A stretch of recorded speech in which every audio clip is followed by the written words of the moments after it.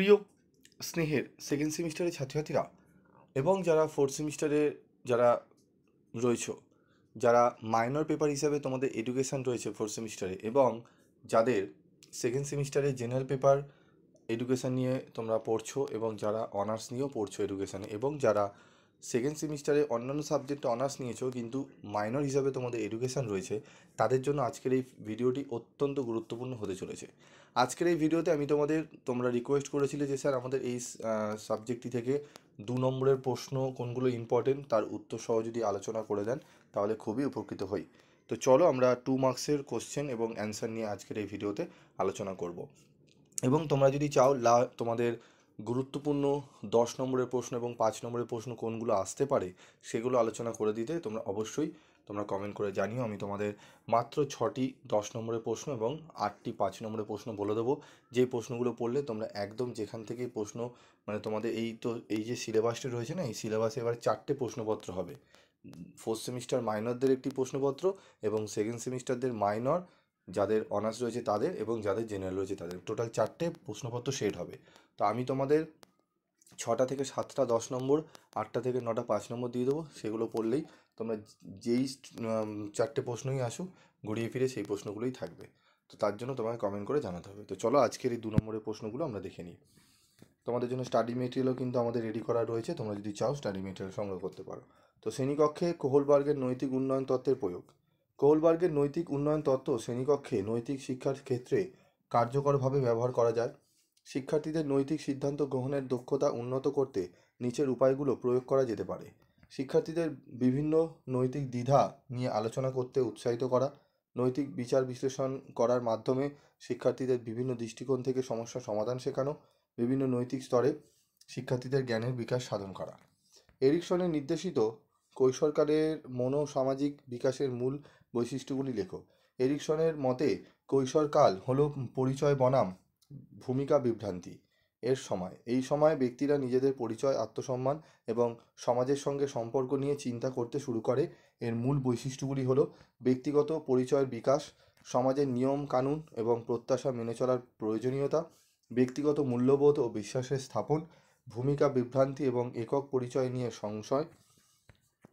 পেঁয়াজের মতানুযায়ী জ্ঞানমূলক সংগঠন কি?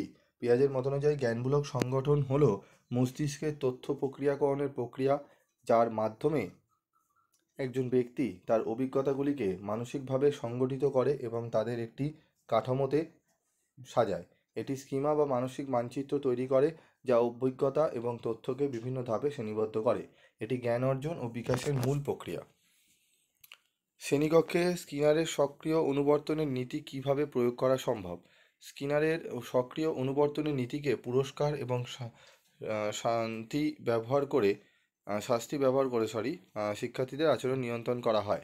শ্রেণীকক্ষে এটি নিম্নলিখিত উপায়ে প্রয়োগ করা যেতে পারে: ভালো কাজের জন্য পুরস্কার দেওয়া, অনাকাঙ্ক্ষিত আচরণের জন্য শাস্তি প্রদান, যেমন কাজ করতে না পারলে পুনরায় তা করার সুযোগ, নিয়মিত উৎসাহ প্রদান এবং ইতিবাচক আচরণকে স্বীকৃতি প্রদান করা, সুনির্দিষ্ট লক্ষ্যে পৌঁছানোর জন্য ধাপে ধাপে পুরস্কার প্রদান করে অনুপ্রাণিত করা। বুদ্ধির অভিক্ষার ব্যবহারগুলি লেখো। শিক্ষার্থীদের শিক্ষাগত ক্ষমতা নির্ধারণ করা, গবেষণার ক্ষেত্রে ব্যক্তি বা গোষ্ঠীর বুদ্ধিমত্তার স্তর বিশ্লেষণ করতে শিক্ষাক্ষেত্রে বিশেষ সহায়তার প্রয়োজনীয়তা চিহ্নিত করা, কর্মক্ষেত্রে কর্মীর দক্ষতা এবং সামর্থ্য নির্ধারণ করা, মানসিক সমস্যা নির্ণয় করতে এবং মনস্তাত্ত্বিক চিকিৎসার জন্য। বিস্মরণের কারণগুলি বিভিন্ন রকম হতে পারে, যেমন বিস্মরণের কারণগুলি আলোচনা করতে বলা হয়েছে: তথ্যের ব্যবহারহীনতা, দীর্ঘ সময় ধরে ব্যবহার না করার ফলে তথ্য ভুলে যাওয়া, প্রতিস্থাপন, নতুন তথ্য পুরানো তথ্যকে প্রতিস্থাপন করে, ঠিক আছে, মস্তিষ্কের আঘাত বা ক্ষতি, মস্তিষ্কের ক্ষতি বা মানসিক আঘাতের কারণে তথ্য বিস্মৃতি হয়, চাপ এবং উদ্বেগ, অতিরিক্ত মানসিক চাপ এবং উদ্বেগের ফলে স্মৃতিশক্তি হ্রাস পায়। ঠিক আছে, এর পরবর্তী প্রশ্ন, স্কিমা কি? স্কিমা হলো একটি মানসিক কাঠামো যা জ্ঞানমূলক সংগঠন, যা একজন ব্যক্তি তার অভিজ্ঞতা, ধারণা এবং জ্ঞানকে একটি নির্দিষ্ট কাঠামোতে সংগঠিত করে। পেঁয়াজের মতে শিশুরা নতুন অভিজ্ঞতা লাভ করার সময় তাদের মস্তিষ্কে পূর্বে থাকা স্কিমার ভিত্তিতে নতুন তথ্যকে সংহত বা মানিয়ে নিতে চেষ্টা করে। এটি শেখা এবং নতুন ধারণা তৈরি করার একটি পদ্ধতি। স্মৃতির প্রক্রিয়াগুলি কী কী? সংগ্রহ, পুনরুদ্ধার, সংরক্ষণ। ঠিক আছে, 3টি প্রধান ধাপে ঘটে স্মৃতির প্রক্রিয়া। সংগ্রহ হতে ঘটে পুনরুদ্ধারে, সংরক্ষণে। বুদ্ধির অভিক্ষা দুটি ব্যবহার, শিক্ষাগত পরিকল্পনা, কর্মী নির্বাচন। ঠিক আছে। প্রাক্ষবিক বুদ্ধাঙ্ক কী? প্রাক্ষবিক বুদ্ধাঙ্ক হলো একজন ব্যক্তির ভবিষ্যতের সম্ভাব্য বুদ্ধিমত্তার পূর্বাভাস। এটি সাধারণত তখন ব্যবহার করা হয় যখন একটি নির্দিষ্ট শিশুর বর্তমান বুদ্ধাঙ্ক থেকে ভবিষ্যতে তার বুদ্ধিমত্তার সম্ভাব্য বিকাশের পূর্বাভাস দেওয়া হয়। তো আজকের এই ভিডিওতে আমি তোমাদের টোটাল 10টা গুরুত্বপূর্ণ 2 নম্বরের প্রশ্ন এবং উত্তর নিয়ে আলোচনা করলাম। এই 10টি প্রশ্ন খুব ভালো করে করতে পারলে এখান থেকে অনেক প্রশ্ন কিন্তু তোমরা কমন পাবে। তবু আমি পরবর্তী ভিডিওতে আরও 20টি থেকে 25টি প্রশ্নের উত্তর সহ আলোচনা আমি করে দেবো। তাই বলবো, যারা এখনও পর্যন্ত চ্যানেলে নেই, তোমরা সাবস্ক্রাইব করোনি, চ্যানেলটি অবশ্যই সাবস্ক্রাইব করে পাশে থাকা বেল আইকনে ক্লিক করে রাখবে।